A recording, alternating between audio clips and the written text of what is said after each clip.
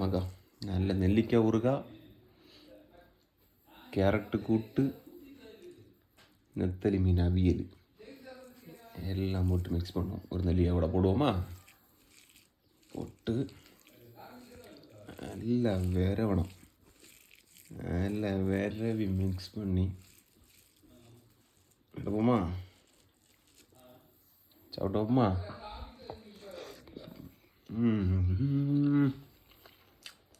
Aha, carrot